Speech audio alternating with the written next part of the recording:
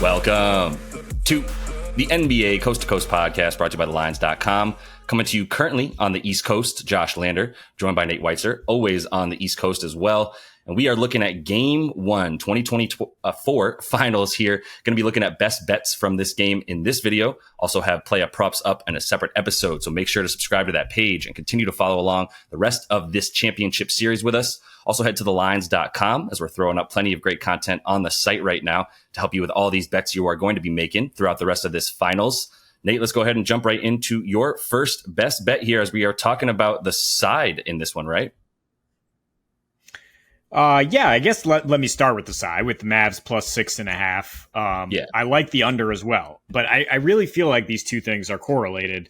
So I think it's worth the plus 250 you get to put Mavs to cover along with this total under 214.5. Because I think Boston, if they are able to do what they've done to most teams, which is, kind of run away and explode at home and everything's hunky-dory and they don't get the weight of expectations crushing them and making them kind of, sputter down the stretch, then we probably are going over. But look, if the Mavs are able to, from the get-go, imprint their will on this series, I think it's going to be on the defensive end more than anything. Like, I think that they match up very well against Boston, their ability to limit the threes that Boston wants to take, their ability to deny the rim. And although Boston, most of their shots do not come at the rim, they need that rim pressure to open up their offense. And I think the idea that Lively or Gafford are not going to be able to deal with this 5-out offense, I think that's probably overstated. Like thinking like, oh, well, they in OKC, they were able to hide on Giddey. Giddey played 11 minutes per game in that series. Like he's not even on the floor. Like they had to deal with Chet Holmgren and they were excellent. And those games were under very consistently. 4-2 and Dallas struggled in the second half offensively at OKC. I see them as like a similar type of matchup, the way they have Dort and J-Dub to throw at Kairuka, right? I mean, you have Drew and Jalen, also two very strong and quick guys who just, there's not duplicates of that. Like it's rare to have guys like that who can move as well as they can and also not get pushed back by Luka or a Kyrie. Boston has so many problems to throw at Dallas. This is the toughest matchup for both offenses by far we've seen so far. As good as Minnesota was defensively, they just did not have the right matchups for Dallas. And the by half stuff, like the fact that Boston's pace has dropped from 96 to 88 in the second half in each game in these playoffs, and they've erupted so often in the first half. This is probably a really good live betting opportunity as far as the under goes. Is that you want to take you might get like 222 if you're betting this in the first half, and then sure enough it'll slow down. Boston struggled more with turnovers; they scored much less in the fourth quarter, and that could help you get home. And then look, will there be an adjustment period with Kristaps Porzingis? Will he come out a little cold, or will it kind of affect the flow that Boston has had? That's possible, at least on the other end. If he is good to go. Like Boston's been crushed at the rim by teams like Indiana and Cleveland, and that's because Porzingis has been out. So they should do a much better job on that. They limit three-pointers very well, fewest corner threes. So I don't think Dallas's role players are going to be going off much there. And then there's always the possibility of some variance in terms of missing open threes, some nerves after both teams have had at least a week off. And like I said, with the weight of expectations for Boston, they can kind of go cold at home for a while here. So, yeah, under 214, but I think you parlay it with Dallas, and that's kind of my pick here for both picks here in best bets. Yeah, I definitely jumped the gun. We can talk about both for sure. I think the Mavs covering is, it's something that like we can talk about the ins and outs of the matchup. I think at 6.5 points, like that's going to be consistently what I take if I'm giving it either side. Now, if Boston dominates this game and wins by 12 or 15 or whatever, because at the end it sort of turns into just Boston getting open threes and Dallas having already given up, I'm coming right back to Dallas if I get like 8.5 next game, or it stays at 6.5 next game. Like I understand there will be variance where, it's not just like, oh, this matchup is so even, so let me get the team that is getting a ton of points. Because with both these teams, I mean, 2 threes could be made in a matter of 9 seconds. We've seen it multiple times. There was a stretch at the end of the second quarter with Boston where they were down against Indy in one of those games, down by like 17-18 with like a minute and a half left. A minute later, with 30 seconds left in the half, they were down 7 because they hit 2 threes, they stole the ball, hit another 3, and that's going to be what we see throughout this series. So the side here, though, I'm still going to take the team getting the points because of how overall this is a very close game and series rather, and over time this series will, I think, consistently even out. What one team wins by a lot, okay, don't be surprised that the team the next game wins by a lot. Like, it's not necessarily as crucial that these teams stay close, but I will take the points and agree with you on the Mavs plus 6.5. And before we get into anything else too, I wanted to throw out my first pick in the best bets here, which is I'm targeting Drew Holiday, and I know this is a player prop, but I'm taking him for 2+ threes, which it's at for terrible money by itself, like minus 180. And I'm combining it with the money line for Boston for them to come out strong and not lose in front of their home crowd. Honestly, like, if this happens next game, if like I said, I feel comfortable coming back to this next game. If you want to do it with 3+ threes for Drew and get better juice on that, it's plus 160 for him just to get the 3 threes, which I like. And then also parlaying that with the money line gets you plus 218. Honestly, if you want to jump on the bet of taking that spread for the Mavs and parlaying that with Drew to get threes, well, now you're talking about some inverse correlations. I'll get you some really nice odds. Drew to make 3 threes and the Mavs to cover 6.5 points. That's about plus 380 as well. So there's a couple of different ways to play it, but the focus of the bet for me, at least for this part of the segment here, is Drew to score those threes. As good as Boston is at limiting corner threes, is about as bad as Dallas is at limiting corner threes. We saw that all regular season and in that series against OKC, which you brought up, which was that the players on OKC had the shots, like Kason Wallace, Aaron Wiggins. There was no shortage of 3-point attempts for those guys in the corner. They just didn't make them. I'd really like Drew to continue doing what he's done in this series against when these teams have faced, especially this year when he's played on Boston, where that he is pushed down to the corner a lot more with Kristaps on the floor.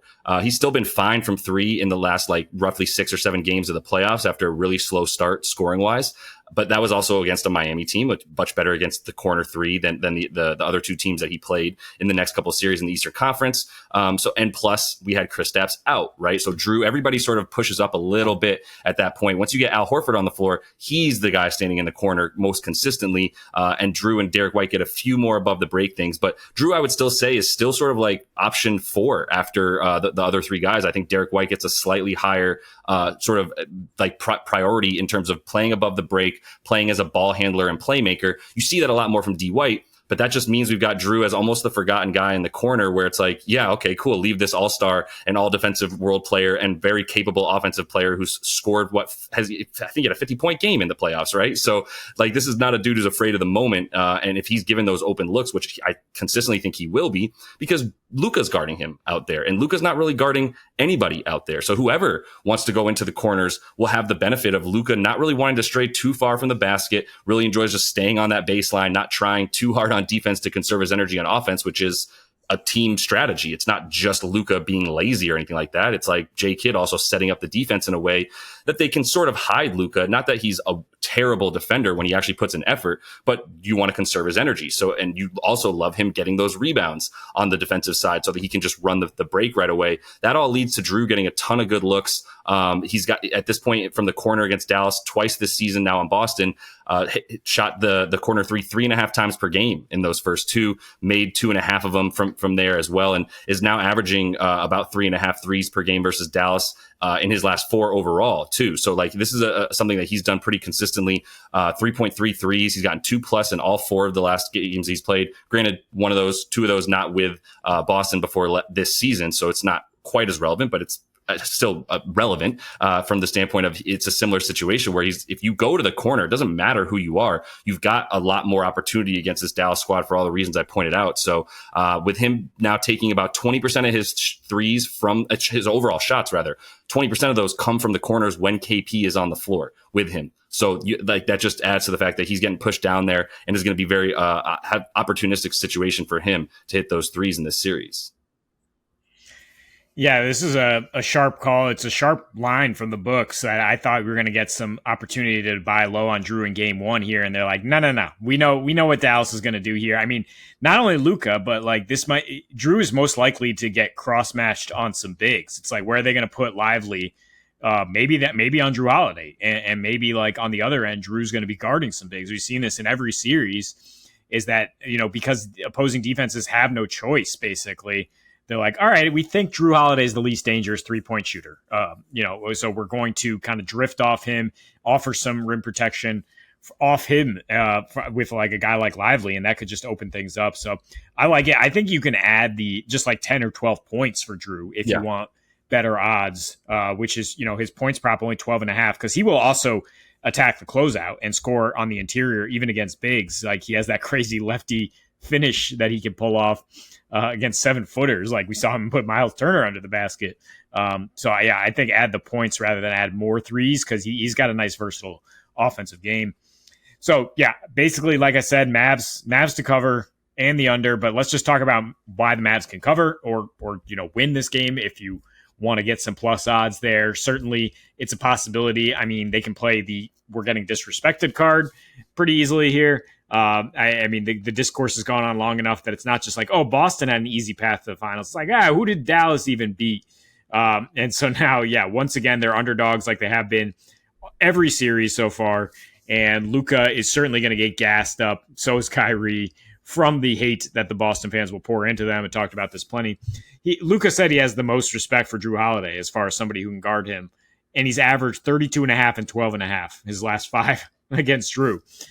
So, I mean, it's just like the offense will continue to get good stuff through Luka Doncic, whether it's him actually scoring or assisting or not. Like Dallas is going to be in favorable situations to play 4-on-3, whatever, or get something good in isolation. I think, we throw away the regular season results because of context in part, because of like who was there and who wasn't there. But like, let me just like run you through the rest context when Dallas lost badly in Boston and they were +9 or +10 in that game. I remember it was the third and 4 nights for the Mavs. They had just played in Cleveland and Toronto on back-to-backs, and Kyruka played 38 minutes per game each in those 2 games, whereas the Celtics, on a massive rested advantage, had played once in the previous 4 nights, and it was an easy win over the Embiid-less Sixers. So, of course, they pulled away in the second half and sealed that one. That's not to say these teams are unevenly matched. And at that point, I mean, Dallas had not even figured out their new pieces necessarily, because Derek Jones, Gafford did not even play with the starting unit. The team did not shoot well from 3. And we see now that because of their defense, they can be in these games even when they don't shoot well from 3. I refer you to game 1 against Minnesota, 6 for 25, still in the game. And because Minnesota struggles in clutch time, they snatch it. And Boston, I think, has some of those same issues. I don't think they're a neophyte playoff team who's going to like crumble like Minnesota did. But look, if you're like in the fourth quarter and you're like, this is a possession game and I've got the +6, you're going to feel a lot better about it. And certainly you think like, I mean, most people are saying like, I trust Kyruka more to close than I do the Jays. So yeah, I'll just take the points and hope that we're within striking distance down the stretch. Yeah, that's what it comes down to. And like I said, this is going to be what we perceive to be a decently long series. I do see it going at least 6, if not the distance of 7. And in that sense, like, anything can happen in one game. I totally get it. We talk about the variance between these teams, but at the end of the day, like, yeah, if this thing's close in the fourth quarter, I mean, I don't know when the narrative stopped being that Tatum is not exactly the best closer, at least decision making wise, but like that's been a narrative, and I haven't seen much in these playoffs to make you think differently. Obviously, there haven't been quite as many close games, but give him some credit. Like, even though he didn't do much to get them into that overtime game in game 1 versus the Pacers, did his thing in overtime, hit some big threes, had like 9 points. So saying he's not clutch is just a lazy take to incite some sort of like, spark the debate unnecessarily. But at the same time, like, yeah, I would absolutely rather have Luka and like Kyrie. That's when we know he's going to shine, to be honest, is like in these moments in the fourth quarter where, as much as he might shy away from the first quarter for whatever reason in these playoffs in the first half as a whole, like that does not last the whole game, as we know. And so I expect big second halves again from Kyrie specifically, which is going to help out a lot with that. And like we said, I'm good with that. The total, I'm a little bit less confident in. I mean, these teams played at a really fast pace when they did play each other. I was surprised to see Dallas end at the 7th fastest pace in the league. But for Boston, like, they're at home, they're going to control the tempo, and they do things as methodically as they damn well please, regardless of how many threes they take. So let me close it out though and talk about Kristaps for 1 second, because this dude was a first quarter monster throughout the season. So I'm going with his first quarter points because we still get that at over 3.5. I believe the best number is still minus 108 on FanDuel. This thing opened close, right at about even money on DK, and it got bet up too. It's like minus 112 there now on DraftKings, but still get minus 108 on FanDuel. And for the first quarter stuff, like I said, he's been a monster all season. He's been one of those dudes you can count on to get his over 3.5, over 4.5 points in the first quarter very, very consistently. He averaged 7 points per game in the first quarter during the regular season. We've seen it with a lot of centers, right? Where you get involved early in the game, get them motivated to like get them some shots up, force the defense to also come out and guard Porzingis, because he's taken a couple threes per game in the first quarter as well all season. And even in the playoffs, in the 4 games that he actually played, he went under in 1 bad shooting quarter, 0 for 4 against Miami in one of those in game 2. And the other 3 games went over the 3.5 points, taking once again about almost 5 shots per game in the first quarter of these games in the playoffs. Same concept during the regular season. So it's like a consistent thing. Now, the way this bet goes haywire is they don't want to play him that much in the first quarter, and they take him out after maybe, let's say, like 4 or 5 minutes for whatever reason. They just want to get him in, get him out, and get him short spurts. I could see that. But at the same time, if he gets 6 minutes in the first quarter, then I'm still going to bank on him taking like 4 shots in that time frame. Like I said, it's been somewhat of a focal point. And I'm easily projecting this to be a similar sort of strategy for them in this game, which is like, let's show everybody that Kristaps is here. Like, let's get him in the game. Let's get him involved, and let's get those shots up, whether it's right next to the basket because he gets a switch on one of the screens up top, or it's a pick and pop for him, or it's really just him floating around the 3-point line and pulling, if Gafford is going to start on him, pulling Gafford from the basket, which would be the ideal time to do it. If Gafford does indeed start, which he's been doing all playoffs, maybe he doesn't, because honestly, Lively started the last game against in this regular season matchup in March.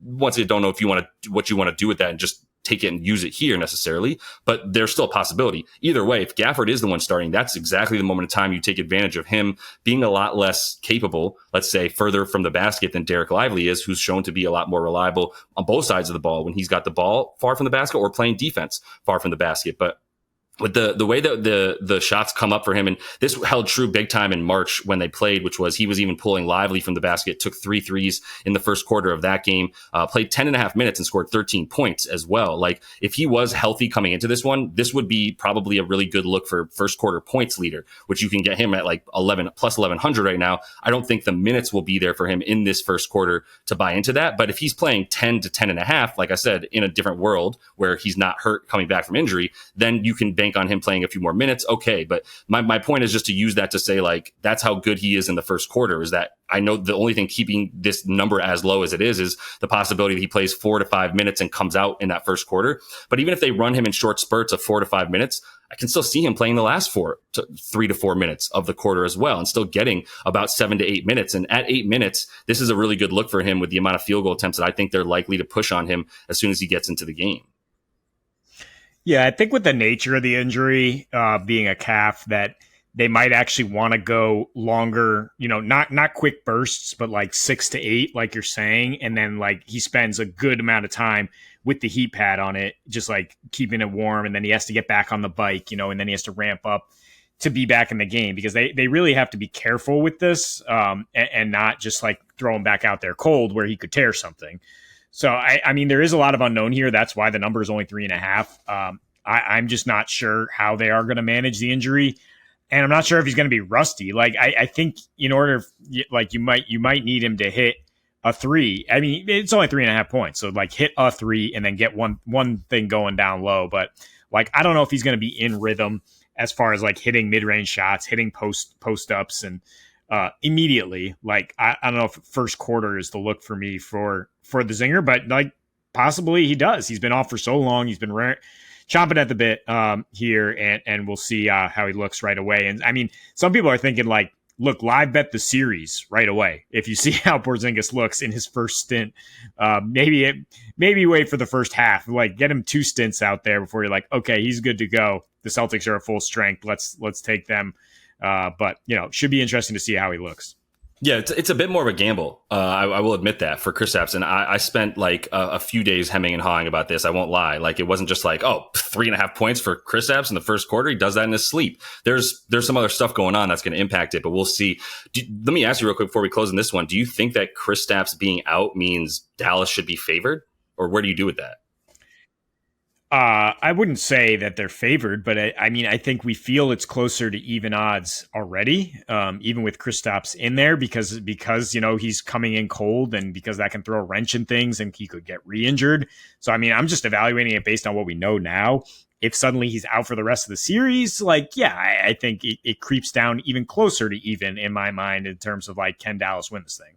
Yeah, that's fair. And I'm in the same boat. I don't think that Kristaps out means Dallas is favored necessarily. I do think, to your point, at that point, it legit is 50-50 without him in there. And he's going to be such a big part of that defense as much as anything, that's going to be a huge part of it. So that is all the time we have for you in Best Bets here for Game 1. Also got Play Up Props up in a separate episode. So make sure to subscribe to that page. Continue to follow along the rest of this championship series. Until we see you next, happy betting.